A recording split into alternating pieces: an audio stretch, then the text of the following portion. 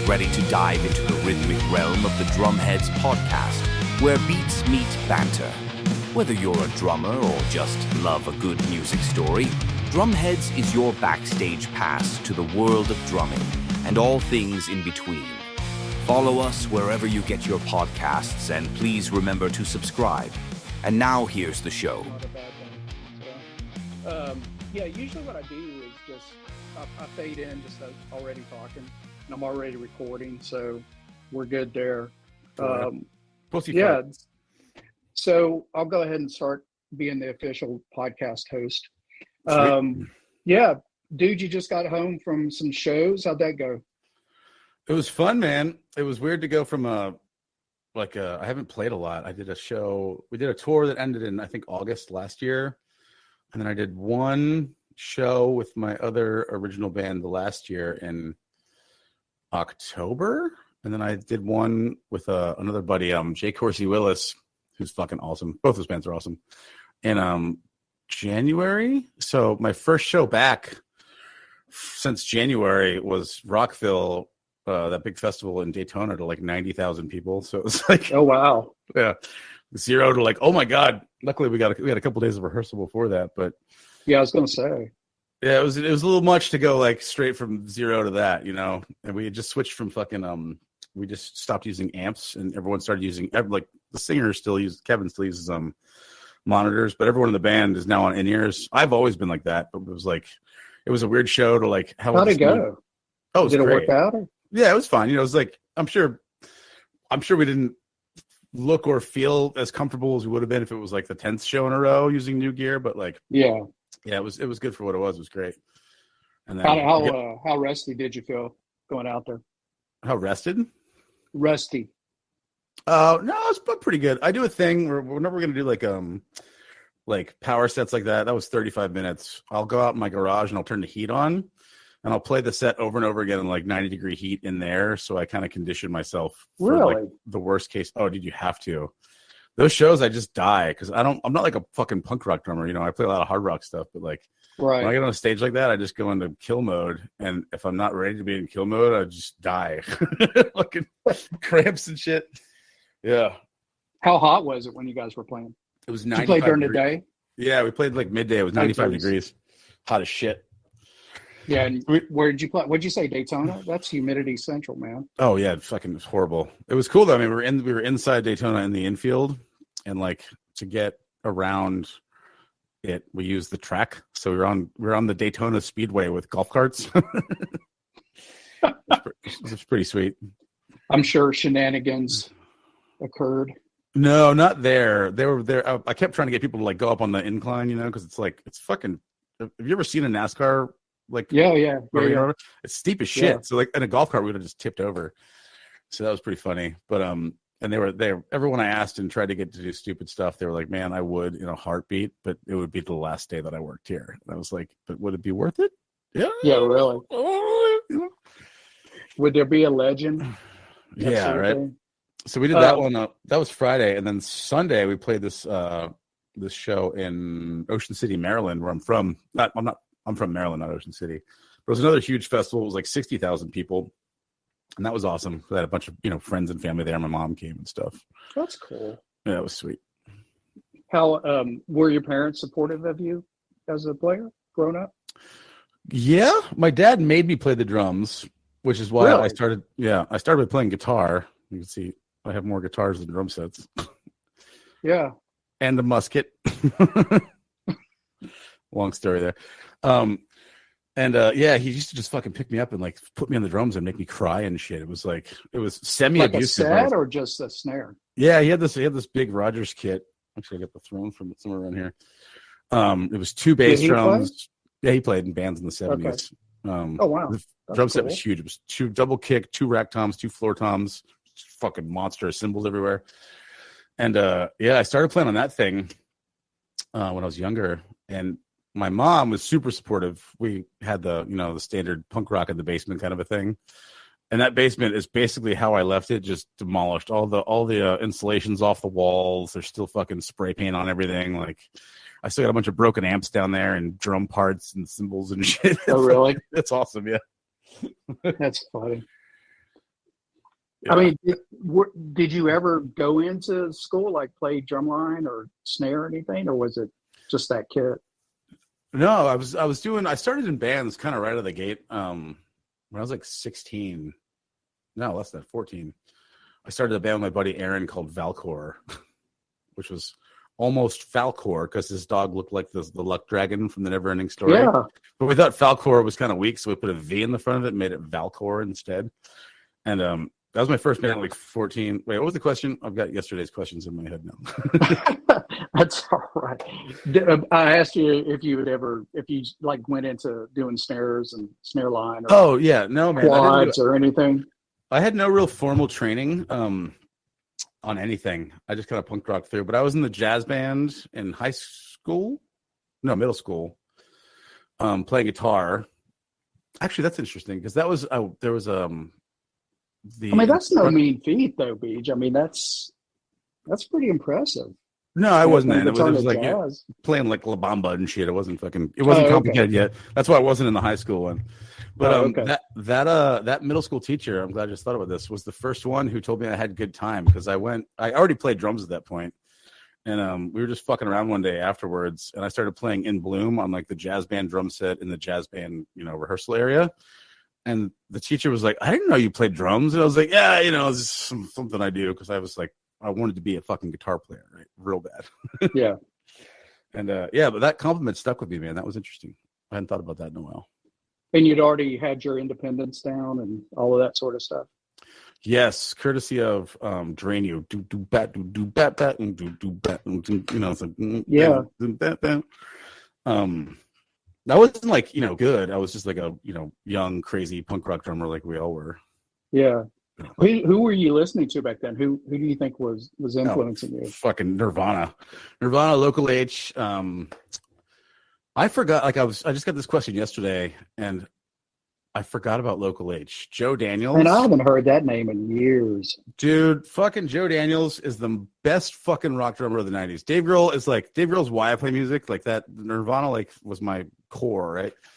But like when I got into Local H, I saw them live in 1997. I think that was my first concert was Yanni.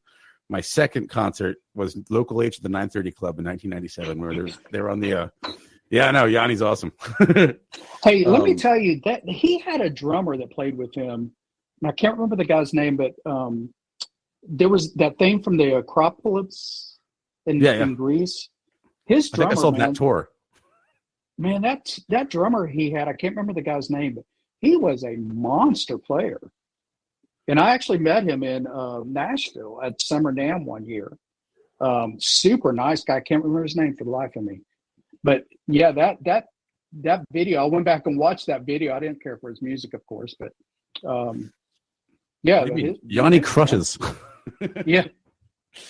That's one of those bands though, like that's where like Charlie Adams, that's who it was. Oh, that's interesting. Anytime you get into like a world music situation, you're gonna have an incredible drummer. Like there's no way to be all the styles you got to cover and all the weird shit you got to play. African finger drums and fucking some dude somewhere studied that. Yeah, it's like the guy that plays with Peter Gabriel. Manu Katché is like that. Just plays incredible stuff. Yeah. And their independence is a whole nother level. When you see those sort of guys playing. So who took you to go see Yanni? Oh, it was my dad. My stepmom was obsessed with Yanni. And yeah, I remember my core memory from that though was I bought Soundgarden. What record was it? Tricycle? They had some weird B-side, but I bought a Soundgarden shirt from the merch thing at the Yanni show. That's like my core memory from that. You still have the shirt? No, it's long gone. I remember I can fucking see it. I can feel it on my skin though. It's a visceral memory. So who'd you see after Yanni? Who'd you say? Local H. So I went to Local H, that's what it was. My first rock concert was Local H in 1997. And they were doing the As Good as Dead tour, and it was fucking incredible. Like Scott Lucas and Joe Daniels at that point, they were like 25 years old and out of their goddamn minds. That was like, I mean, Joe broke drumsticks every snare hit.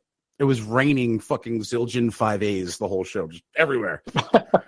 And it was like, I mean, the guy was just a fucking powerhouse, and the parts were cool, and the songs were awesome. Yeah. it's funny, like I just like skipped over that when I think about like what my core influences were, but that's fucking like half of it. Was it a situation where you saw it and you were like, that's it, like that's who I want to be? No, that was when I was like 12 years old. I was on the school bus, and my buddy Danny Rule, I remember this like it was yesterday, was like, man, you got to check this shit out, and gave me this cassette tape, and it was Nirvana Nevermind. And I got home and I put it, and, at that point in my life, I was like a little, not a sports kid. I was just kind of like a little lost soul. I didn't really have a direction yet. I was playing sports and stuff, doing the regular like 12-year-old shit, little bowl cut, the whole thing. When I hit play on that fucking cassette, by the time the chorus hit, like my worldview had just changed. Like I was already like a kind of an angry kid, and like my dad was a fucking drunk and like all that kind of shit, and it was weird. I was going through a lot of stuff, and I finally found this thing that like spoke my language, and it just my life was never the same. It just shot off like a rocket in a different direction. Who were you listening to back then? That was it. I didn't listen to anything. I was like, my dad would play like Beatles and stuff and Steely Dan and shit, and nothing ever resonated. And then I found Nevermind, and I listened to that tape until the tape stopped playing. I bought another one. I listened to that tape till that tape stopped playing, and I bought like 5 CDs of that, and like I just went through the whole Nirvana catalog. And I remember there was also that record because I learned I figured out that I could like play songs, right? What was it? Polly on there, the acoustic track was just E, G, D, C, and like I learned those chords, and I was like, oh man, I can like learn a song, and I got obsessed with like learning songs. Yeah, but it was all Nevermind, man. That record just completely absorbed me. Do you think that that being able to play? I started out, I was playing guitar also. I was a big Kiss freak. Wanted to be Ace Frehley, and then switched over to drums. But do you think that something like that? I think personally that my guitar lessons kind of put me more in a musical state of mind playing when I started playing drums. Do you think that helped you? Oh, absolutely, man. I don't think about drums like most drummers. It's funny.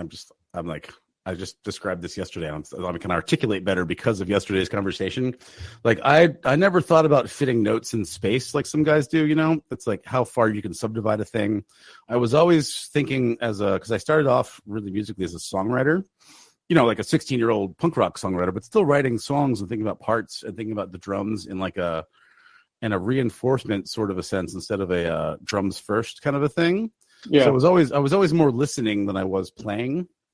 And that got out of whack a little later in life when I started to kind of get my shit together as a drummer. And then I started to like apply stupid things, but like I immediately learned and got yelled at by my bass player, Scott, to like tone shit down and like play to the tune again. But that's always been kind of baked in. I've always tried to write like musical parts if I can. Do you use does that influence still follow you now from Nirvana? Dude, yeah. Do you still think in that mind state, I guess? I think the thing that I got frame. Yeah, it's just you can sing. I think of great drummers as you can sing their parts. Like you can sing and bloom in your head right now. And the drum part is almost a melody inside of that, right? I mean, that's technically Chad Channing that wrote that, but like that's a thing that's like it's as much of a hook as the rest of it, right? So I'm always trying to like think of drums as a hook as opposed to like a I don't know, fraction or whatever good drummers think of things in, Yeah. I was talking to a friend of mine the other day that plays drums also, and I told him, that drummers share several things, regardless of the genre that they play in, that we can describe a beat, like you just did with the doom plot, and it registers in our head because we immediately start visualizing it on a kit. We start thinking bass drum, snare, ride, dun, dun, dun, dun, dun, dun, dun. We immediately are thinking like that, sure. And along with the tinkering side of things, we love to tinker with stuff, and especially, someone like you who does all that woodwork, which we'll get to. What was your first band was it a Nirvana love band, or what kind of band was it? No, I think we were more local H influenced, actually. I was never really in a band that tried to do the Nirvana thing. I mean, it definitely showed up in a lot of writing, but like Local H, man, it's fucking funny. This is a whole revelation for me, but like that was the thing. The first band, Valcor, with my buddy Aaron. Aaron was a tinkerer too, or is a tinkerer too. I fucking love that guy. We're still friends to this day. And he did the Local H guitar thing. He got a cheap guitar and he carved out a fucking hole. Didn't use a router, just like, hammered a thing in and put a bass pickup over the two strings and did the two output thing. So we had we basically emulated their rig where it was the bass and guitar in one instrument. So you could have a 2-piece band. Yeah. And it was really just around that. Yeah, that's interesting. Taking you back down this is your life sort of thing. Yeah. What where'd you go from there? What did you continue doing that sort of thing, or was it what else came along? I have always been into bands. Yeah. I mean, I was doing that. So all through high school, I was playing around here, local stuff, and some baby touring, going to Philly or Virginia or region, semi-region shit. And then I went to a Full Sail down in Florida, which anybody who happens to come across this, don't fucking go to Full Sail. Just don't do it. Call me. I'll tell you what to do or where to go in life. Just don't do that. Yeah. And while I was down there, because I was looking for direction, right? Like playing was never, I wasn't like a virtuoso player, I was kind of like a middle of the road guy. And I was trying to figure out what I wanted to do. And I wanted to get into engineering anyway, because I always liked the recording process and that whole thing. So I went down there and got a degree. And while I was there, I figured out that you could sign up for artist classes. Like the way that thing is structured, it's a 12-month course, right? It's super intense, but you don't actually get in the recording studio until month 11 and 12. And that's when you're actually in the thing. And I figured out kind of early on that you could sign up as an artist and be recorded by the students who are in month 11 and 12. And so I started putting bands together and doing stuff, or just going by myself and play everything. And I was being recorded and learning the recording stuff the whole year that I was there while doing the regular. That's really smart. I know, right? In hindsight, I was like, that was awesome. And that was awesome because I got so much more experience than everyone else in recording and hanging out with the teachers. And they had a lot of, guys who done super cool shit that were just good to hang out with. And, you could assess your performance based on their reaction. If I did something well, like a good double of something or whatever, they'd be like, oh, that was cool. And be like, oh, thank you. I'll remember that and use it in the future. Yeah. I was in college. I started checking out, I was wanting to get back involved in music when I had some free time out of school. And I contacted a local, there's a local studio here called Airwave, and bands like Brother Kane came out of there, and there's some others that came around. But and it was when bands came in and they wanted to record, they would go to Airwave. So I tracked down the guy that was the engineer there, and I asked him about going to Full Sail, and he was like, "No, don't do it. Don't do it." He said, "Why don't you just start coming up here with me?" He said, "I'll show you everything you want to know." And that's what I did. I worked with him and ended up working on some really great projects. And he taught me a lot. Saved me, $20,000 or however much Full Sail was at the time. Still paying that loan. Oh, good Lord. Oh yeah. That sucks. So how did you just continue that path? I'm trying to mark how you got to Candlebox. How did that work out? Oh, that's coming right at the end of that story. So when I got home from Full Sail, I ended up doing 2 years there. I got my bachelor's in music business too, which never served any purpose. I'm still an idiot. I got out and I kind of had a crossroads. There's another little backstory there. My uncle was is a amazing drummer, and he was in a band called the Deanna Bogart Band. So when I was growing up, he joined that band when I was 8. I promise this ties in at the end of Full Sail. He got in that band when I was 8. So while I was listening to all this Nirvana and Local H and all this hard rock shit, I was constantly going to jazz concerts where he was playing with this band. They were what do they call it? Bluesion. They were like a blues fusion band, but they would just musically go anywhere. And that band was Deanna Bogart, Mike Goblin, my uncle, who's fucking incredible. Eric Scott and Cajun Kelly. They're all local legends around here. And it was a fucking amazing band to watch because like Cajun was this like 80s style guitar player in a blues band. So it was like these incredible shredding guitar solos. And Eric was an incredible bass player. My uncle was just playing he's just like he's a jazz guy, but he's got like the rock thing too. So he was just playing all over the map. So I was like, while not learning that stuff, I was exposed to it a lot. Yeah. So I had this whole, it's not that I can I never studied jazz, never got into that thing, but my sense of one has always been really interesting because like I was exposed to all this off meter shit so often through those guys and all that brilliant playing they did that it just sort of permeated my brain. Anyway, so put that into the mix of whatever created whatever I am. And then, so I got it at Full Sail, right? And Cajun was doing some session work with this chick, Nikki Barr, out of Baltimore. And she was doing a lot of USO touring. That was 2006, 7, somewhere in there. And a lot of overseas stuff and just getting a lot of stuff done. And they needed a guitar player. So I ended up auditioning because Cajun got me on audition for that band.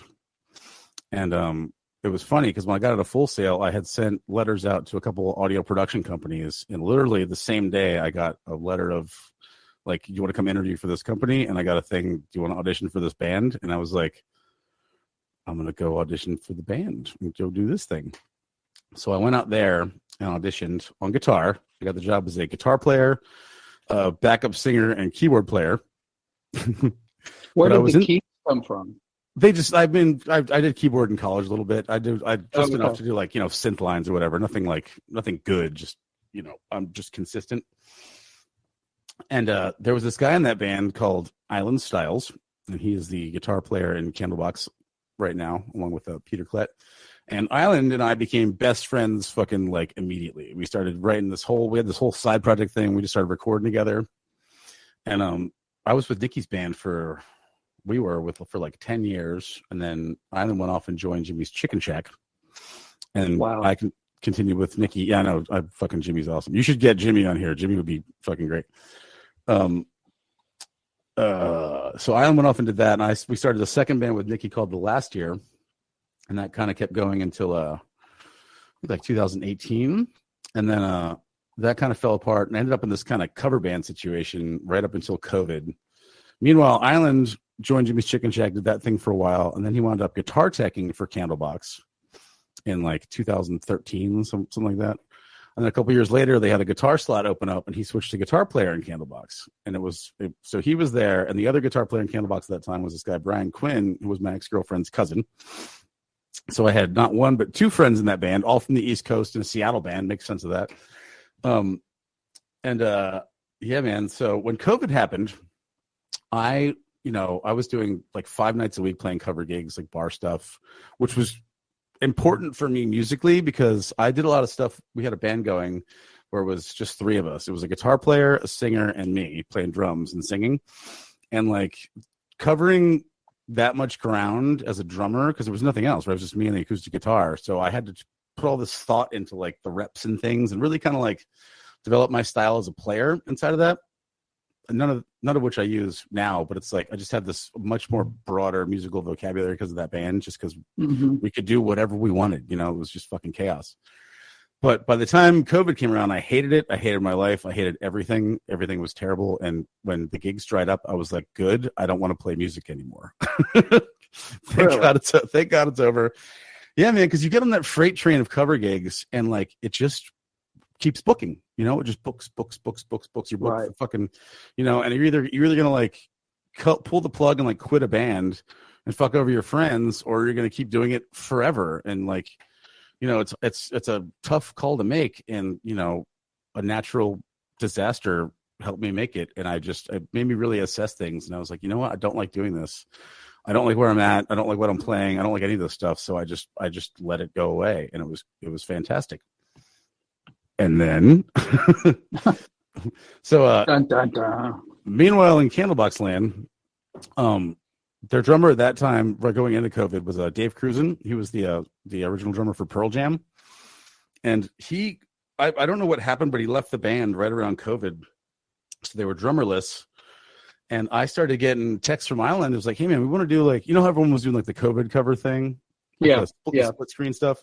So I got the call to do a couple of those with Candlebox, and I was like, fucking awesome. So we did We did For What It's Worth, the Buffalo Springfield tune, and then we did Turn Me Loose back to back, and it was super cool. But I thought it was just like flash in the pan stuff, right? So like I did the thing, did the videos, and that was 2020. And then I knew I was kind of on the radar. I knew I was on the radar because I just done a thing like with them.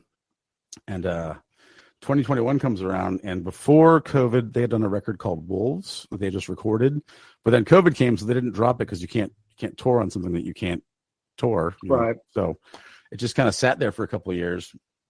And in the fall of 2021, they went on tour for that.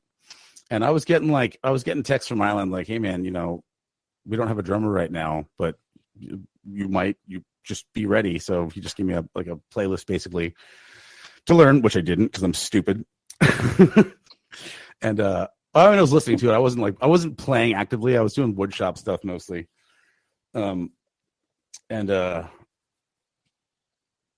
Yeah, so they went out and they had kind of a weird tour. It was 2 weeks on, 2 weeks off, and then 6 weeks was the remainder of the tour. So as it got closer and closer and they're getting ready to go to rehearsals, I was like kind of getting nervous, like this might happen, and then it didn't. And I was like, okay, cool. I'm, not that I was like excited that it didn't happen, but it was a lot of pressure, to especially go from like COVID to like Candlebox was just it just seemed like a lot. And when I didn't get that phone call, I was a little relieved.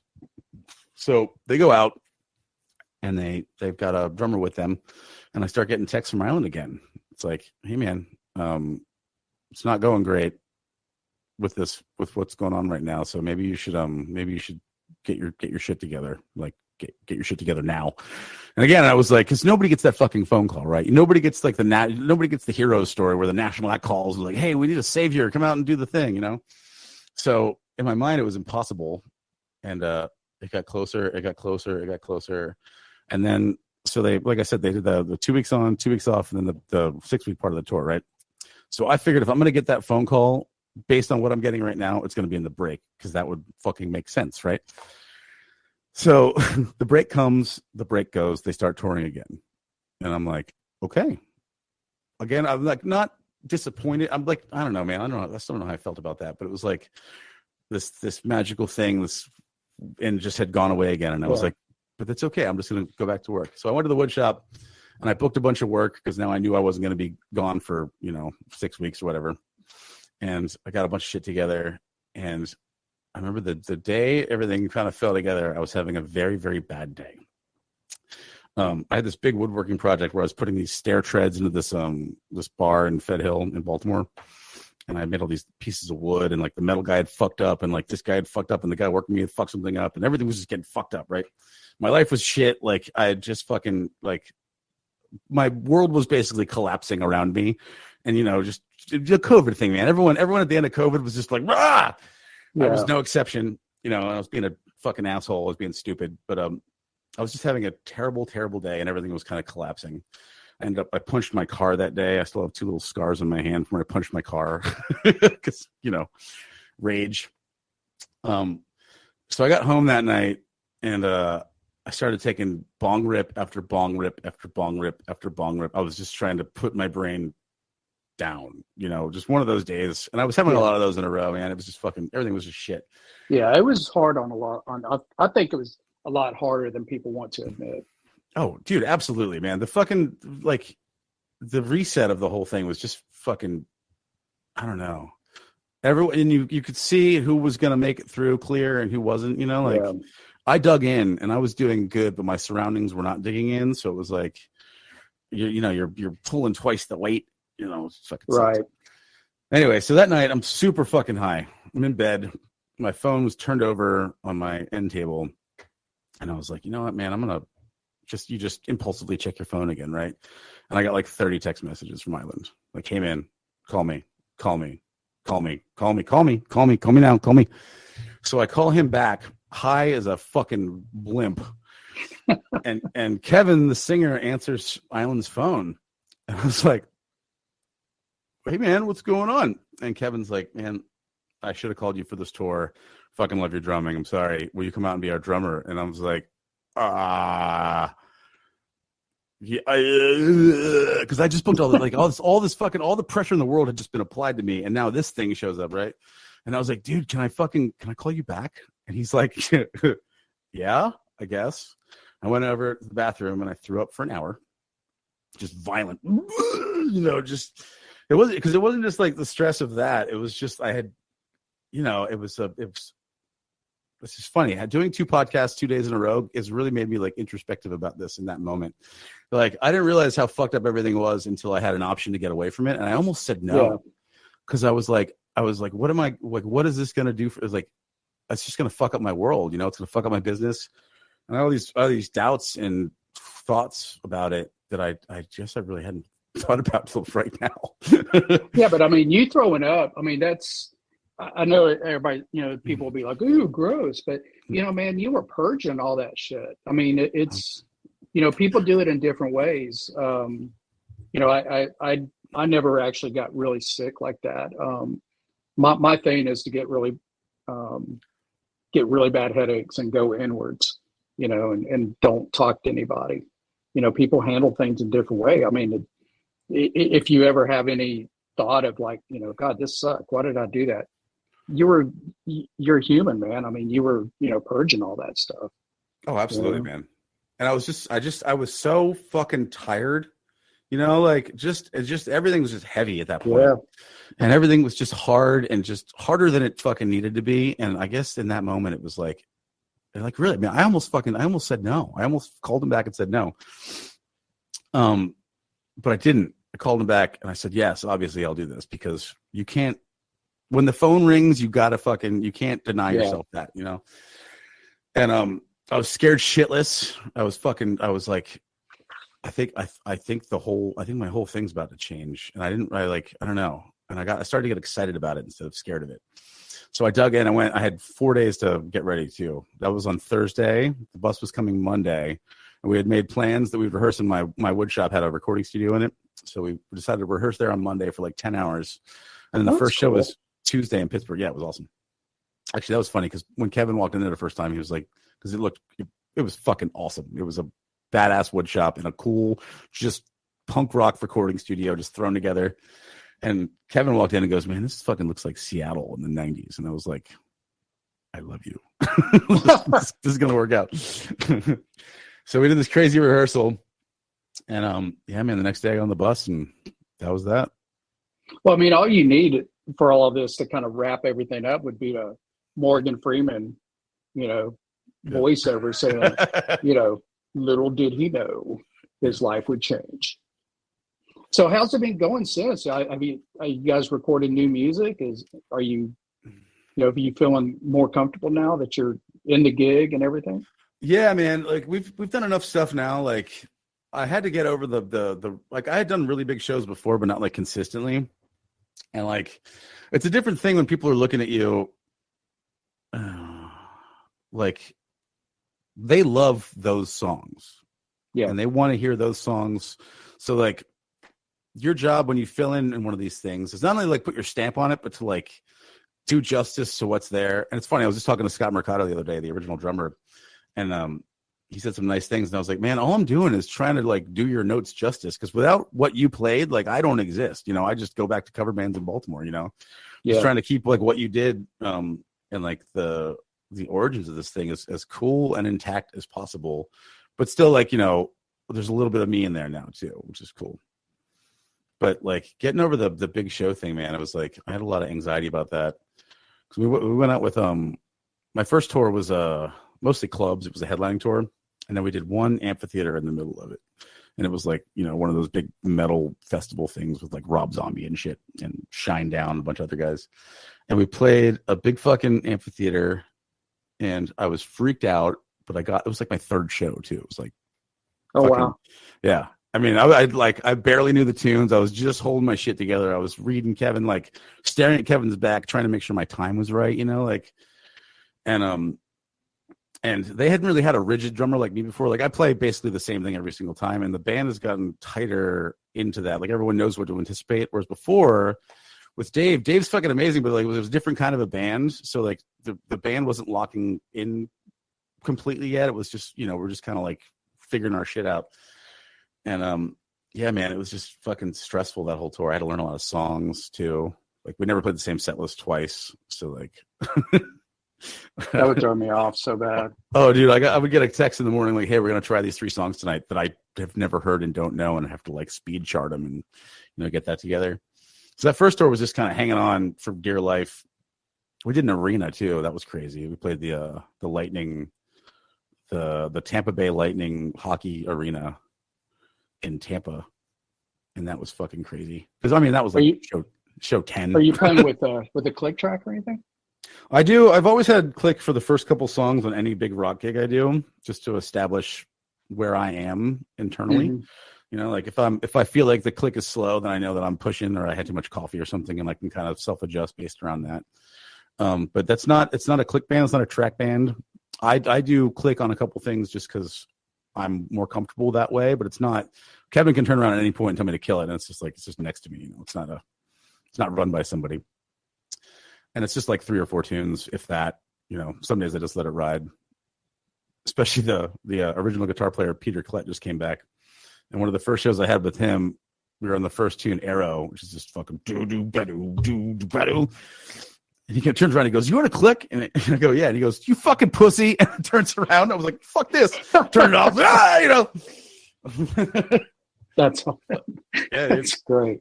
That's the best thing about that band is it's a goddamn rock band with loud amplifiers. I mean, we just switched to no amps, but like it was just there's nothing else. There's no magic. It's just 5 guys making loud as shit rock and roll on a stage. Yeah. Next to all these other bands, everyone's got tracks. And not like I take nothing from that. Like when you're doing when you're Shinedown, like you got to put on a fucking circus. It's like you can't do what we do on that level anymore, but like we get up there and we fucking do it. It's chaos and it looks like chaos. We're spitting on each other and shit. It's in the dirt. I love it. Well, you were saying that the people what they expect, and people when they they're paying a lot of money for these shows nowadays because of ticket pricing and whatever else, but they want to hear what they're used to hearing in their cars or at home. Or while they're working, if they're listening to music, they don't want to hear a different version of it. They want to hear, the backing vocals or whatever it could be. You got to be kind of true to the form of the music. Nowadays you can't just, screw around and here's a reggae version of our hit. Especially when you're not known for that. But you can though. That's the thing that like. God, everyone's fucking. My phone is it never goes like, dude. I don't know what's going on this week, but it's fucking crazy. You can though, and I almost feel like everyone kind of needs to take a step back because we like you tend to lean on tracks and click. It's like, but like you watch a band like the Foo Fighters or something, and like they ain't no fucking click track. They're just playing the song, and they'll play Monkey Wrench like 30 BPM faster than the record, and that's I mean you got to keep it within reason, and that's what I try. That's why I keep a click around. Just so I have like a point of reference to kind of bring things back if it walks too much. But like, I love the fucking, and this is what I love about Kevin, man. Kevin's punk rock, like through and through. He never wanted to be a singer. He was a drummer. He was a drummer in punk rock bands growing up. Was he really? Yeah. And he comes from that mentality and he applies it to the stage. And every time we get up there, it's kind of nerve wracking because like, we're just going to do it. And whatever happens, fucking happens. It's like, there's no safety net. Yeah. Has your kit changed? What you're playing now? Has that changed from your cover band days to playing with Candlebox? I fucking had the coolest kit ever for cover band stuff. When I was doing acoustic stuff, I had a 28-inch Ludwig marching drum that somebody put bass drum spurs on. It's like a 1930 something. So I used to use that and a fucking 14x9 snare drum and a ride cymbal and a hi-hat. And that was it. And it was like, it was so fun because you had to like find all the sounds on the thing. So you only got 3, it's like, yeah. And like, but now, I mean, when we were doing like regular, cover band shows, I think it's basically the same kit. I always had like 1 up, 2 down, floor tom. Sometimes I do a left floor tom. I haven't really changed in that regard. But I've done a couple asshole kits with this band where it was like, I'm gonna do the big rock thing. I use racks and shit, I had a left never over the top though. If it goes over the bass drum, I don't like your band, but if it goes down the sides, it's cool because you just have less stands. So I did that a couple times. But I mean, the shit I'm hitting is basically stayed the same. I've actually reduced it recently. I used to do like 2 extra cymbals just because it's fun. Yeah. It's just more shit to set up, and it doesn't matter. Yeah, when I first started, it was my first band was a Journey cover band, so I thought I had to do the big 3 toms and China's facing you, and a cymbal over here that may not ever get hit, and but I set it up. Yeah. And then when I got more into playing and got around real musicians, I started stripping down my kit. Now I'm a 1 up, 1 down guy. Couple cymbals, and may throw in a China or a splash or something. Yeah, it is funny once you start gigging how that happens. It's like that hardware bag gets real light real quick. Yeah, yeah. I mean, you get tired of lugging all that stuff around. For sure, yeah. But let's switch gears. Let's talk about your woodworking. How'd you get into that? Because man, you create some beautiful stuff. Yeah, it's been fun, man. That's been like even during COVID, like I don't think I necessarily need to play music. I just need to create stuff. So as long as I'm making something, something, as long as my creative brain is fully utilized, I'm a happy person. And are you a fidgeter? Yeah, I just need to know shit. Like I just like to, like if somebody, like it's like if something breaks in my house, I don't call a plumber. I just figure it out. Yeah. I've just always been that way. And furniture turned into a nice little thing because I made the first table because I needed a table because I was poor because I'm a drummer. That was like we didn't want to spend money, and I wanted a cool table. So I went out to my grandfather's shop shortly after he died, and I built a table. And I did, everyone who makes their first thing goes, look what I did on Facebook, And it was cool enough that somebody ordered a coffee table. They're like, can you make me a thing? And I was like, for how much money? And all of a sudden I had a new job, right? So I had no idea what I was doing. I didn't know, but I've always been able to like learn things quick, and just kind of get to the root of the thing. So I just picked it up real fast. I was real natural for woodworking. And people just started ordering shit, man. I would make a thing, then somebody else would order a thing. And I was like, fuck, I think this is the thing. And then like, I don't know, maybe less than a year after I started, literally from my first table, like less than a year later, a restaurant was opening. And my friend Erica was like, hey man, do you want to make the furniture for the restaurant? And it was like a whole restaurant of tables and bar shit and all this random stuff. It was like fucking, I don't know, like 20 grand. And I was like, yeah, absolutely. I'll sort that out. I mean, I didn't make a goddamn penny at the end of the day, but like, because I had no idea how scale worked in that industry, how anything works. Mm-hmm. But we did it in that restaurant. Fucking that stuff's all bomb proof. It's like a bunch of metal bases we welded and shit. That was the other thing. I just barely learned how to weld. Now I'm making like table bases like an hour later. Yeah. And so that you said your grandfather's shop, was that where you learned how to do the woodworking? Yeah, my grandfather George Aubin, my dude, got me started probably like 5 or 6 years before he died. I wanted to make a cajon because I was like, these are just stupid wooden boxes, and I bet I can make that. And I was at Home Depot one day. Wow, another vivid memory I've forgotten about. And I was just looking at like their hardwoods, and I found bird's eye maple mixed in with just like the regular Home Depot stock. And I bought a bunch of it because I was like, that's fucking interesting. And I was like, what am I going to do with this? And then I finally figured, I've just settled on making a cajon because I had this cool wood. So I called my grandfather, went over there, told him what I was going to do. And he just kind of walked me through it and taught me how to glue a panel. I didn't know how to everything in wood's a panel, right? You're just gluing edges together, and kind of got me started there. He wasn't super good at it, but he knew enough to get me kind of around the edges, and he had done a bunch of things, and he was a construction guy. So was my dad. So I was around builders and drummers. I just kind of took, what was I making the cajon? Yeah. So he like walked me through that process, and I kind of designed it with him, and we made it. I never finished that one. I still have it somewhere around here, but that was my first experience making stuff out of wood, and it was cool. And it wasn't hard or complicated. It just kind of like, I thought it was super easy. You're basically spending all your money making straight lines. Yeah. Did you, was it functional? Were you able to get it to work? That one didn't, but I ended up selling them a couple years later. I was making them. I mean, it was like $150 a piece. I don't think I made any money doing it, but I made a bunch of them. And that was my first kind of march into like pseudo fine woodworking, where I learned about finishing. How in depth do you want to get with woodworking? We can go surface level, or we can go way deep. Whatever you want to do. We'll go medium deep. So like, personally, I think, I just had Mike from SJC Drums on, and we were talking about how his brother got into, them building drums and what they got into. And I was telling him, I've told this story on here before. My dad worked for NASA. He was an engineer. And your dad worked for NASA? Yeah, at Cape Canaveral. And wait, you want to see all my NASA stickers on my fucking I'm a huge aerospace nerds around here. Yeah, I actually have some. He was on 3 Apollo missions. I've got the mission patches still, but I think that's where I picked up I'm like you. I love to figure things out, and I told Mike I used to take apart my parents' TV or their stereo when they would go out to eat. Yeah, I would, or something. I was left home alone. I was the only child. Man, I would take that thing apart in a minute. They'd come home, and I'd be like right in the middle of like, "Oh, hi, you're home." I'm okay doing woodwork, but I'm more of a mechanical. Give me metal to work with and that sort of thing. Like I learned how to rebuild an engine and things like that. Run a lathe and all that. So I think that goes back to what I was saying earlier about drummers being fidgeters. We like to mess with stuff. We're more mechanical.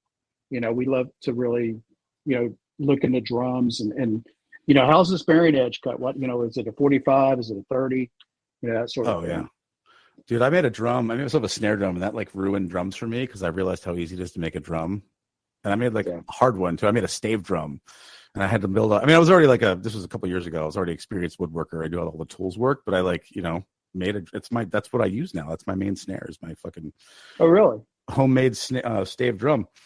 And like once I demystified that, I was like, every custom drum company is fucking stupid. They're just ordering Keller shells, putting a finish on it, and screwing stuff to it, and that's all you're doing. That's all it is. Yeah, I remember I had a friend that worked for Pearl Drums, and we used to go up in Nashville, and I used to go up there for Summer NAMM, and I remember when it came out that DW used Keller shells, and it was such a scandal because it wasn't proprietary. It was just they were buying them off the rack, sort of thing. Yeah, and then you had companies like Pearl who actually makes their own shells, and they have the steam presses and all that sort of stuff. Mike was telling me that when he and his brother started, that's what they did. They bought Keller shells, and then they started making their own. So what is your snare drum made out of? What's the wood you used on it? Well, I did a couple. The one I'm using now is a Sapelli. It's like a mahogany substitute. And because I've always liked mahogany on things that are loud, right? It kind of like dampens just enough. It's not like maple's like fucking like a gunshot. So like I've always used maple kicks, maple toms and stuff, but I've always gravitated towards mahogany snares. So I use that for that, and it's a 14 by I think almost 8. I didn't go precise because I didn't care. I was just like, whatever it is what it's going to be, And I stole.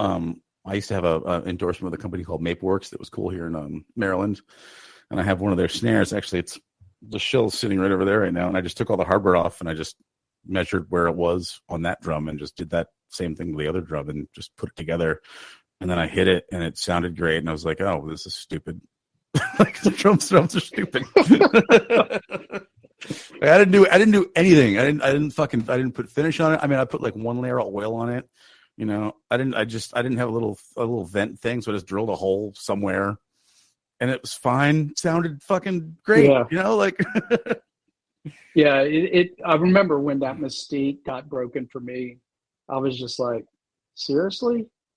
My grandfather also was a woodworker, and I just remember thinking, God, I wish he was alive. I would love for him to make a kit for me, because I know he would find a way. Have you thought about producing drum, like a whole set? No, man, for yourself or for others?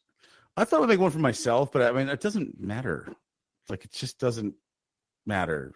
Like, they're just circles. I mean, I'm like the things that I'm picky about are the hardware that goes on, but the wooden part is almost fucking irrelevant. Like if you know how to tune a drum and you know how to strike a drum, pretty much any drum is going to sound pretty good. So I thought about pricing out a whole thing and doing the whole thing, and it's like I'd be more massaging my ego than I would be making a drum set.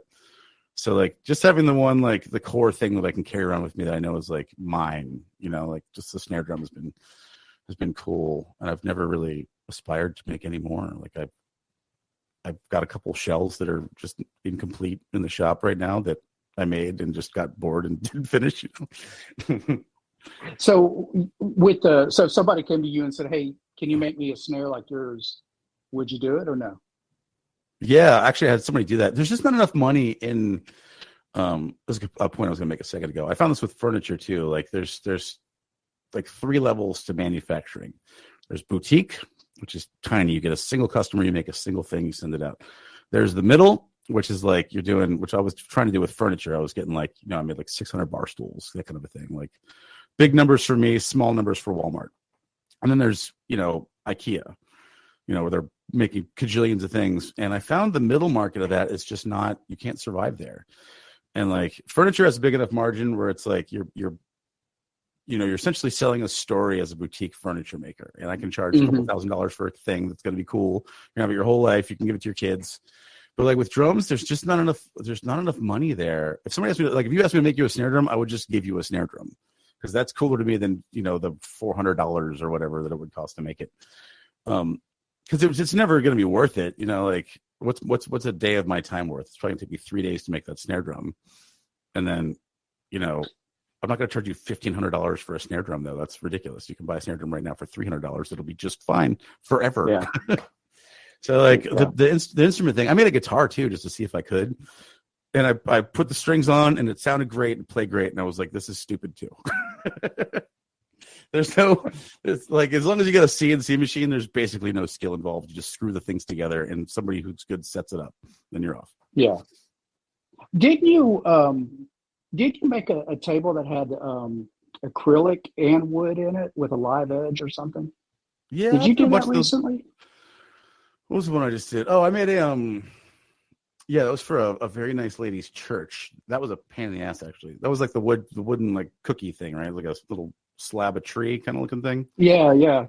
How did you did the acrylic where it's part acrylic and wood? Didn't you do that? Yeah, it's epoxy. Yep. Epoxy. I'm sorry. How did you get into that? Just went for it one day? Yeah, I've done a million. Like once you get into woodworking, somebody's immediately going to order a river table, and like you're not going to charge enough. You're going to lose your ass, which is what happened to me like 4 times before. I was like, if you want epoxy, it's an extra $1,000 or whatever, because that stuff is a pain in the dick, man. Because if you have a leak, you basically have to make a mold, right? So you got to figure out where it's going to go, and you have to build a melamine mold around it essentially, and then caulk the whole thing in because you're making a bathtub for liquid plastic to be poured into. And if you fuck that up, epoxy is expensive. It's like $100 a gallon. And if you're doing a river table, you're like, is it really 4 or 5 gallons? Oh yeah, easy. And it just goes on the floor and it's gone. And there's nothing. If once it starts leaking too, it's like, oh fuck. And if it's started to cure, like you're just fucked. And if it starts to cure and then it leaks, then the whole table's fucked. You got to get the slab again. Like you got to start completely over. So that stuff is a nightmare. I mean, it's cool to see when it's done sometimes, but usually it's just horrible. All right, that dude, one though. Yeah. What were you gonna say? No, you're good. So you got, well, I don't want to keep you much longer. Although I think you and I could probably have a beer and talk all day. I don't give a shit. You got a pretty big gig coming up in September. Yeah, the Who, man. That's gonna be. How you feel about that? I don't know. It's one of those. I was just saying this yesterday too. Is like things like that, like unicorn gigs is basically what that is. Like when they come up, they're not real until you're on the airplane, So like until I'm heading to that gig with musical instruments, like it's not going to be real. But it's wild to be like, I'm just so happy for Kevin because Kevin fucking loves that band, and the bands that they chose to open for them on that, they chose. So like they chose Candlebox to open 3 of the shows on their farewell tour. Like we get to help close the Who's career. It's like, isn't that crazy? What a crazy honor, And like, I mean, I just like, I think about it from Kevin's perspective, writing these songs when he was like 21 or whatever. And like, you're 32 years later, like you get that bestowed upon you. You know, it's like Right. what a cool thing. And for me, it's just crazy to be there. You know, everything I do with this band is like cool. I don't know why I'm here, because like anybody fucking, you know, I'm just like a normal dude from Baltimore. I wasn't a rock star. I wasn't in some big band. I didn't play arenas, and I got this gig, you know, just by being in the right place at the right time. So for me, I'm just happy to be there. You know, pretty much anything with this band, I'm just happy to be there. Right. Yeah. I was reading, I went back before you signed in today. I was looking at some of the stuff about Candlebox, and it hit me. It's like 30 years. I'm like, good God, really? Yeah. You know, 30 years. I ask Kevin too all the time, like, what's it like? Like, I remember songs that I wrote when I was like in my 20s or whatever, you know, and like those thoughts are so irrelevant to me now. And like to have to go back and like dig in when you're 50 years old and sing your 21-year-old thoughts again, and like, I don't know, man, it's got to be a thing, you know? Yeah, I mean, and plus, you know, with a legendary band like that. I'm a big Who fan also. I couldn't imagine. I saw them in the Astrodome years ago. When I forgot which. Oh, is the shit? I just had it on the tip of my tongue. I can't remember which tour it was. But yeah, it was amazing. Astrodome sounded horrible. Oh yeah, dude. All the arenas sound terrible. Yeah, for all the bands and stuff. Well, man, thanks for coming on. Of course, this is fucking awesome. I know we've been like going back and forth. You know, Mr. Busy Rockstar Man over here. You know? Mr. 2 gigs this year, Rockstar. It's more than I've got. Right. You know? So, I mean, I can't complain. You know. So, well, Beach, thanks for coming on. Stick around for a minute. I'm just going to say thanks for Drumheads podcast. Close it out. Call it a day. All right, man.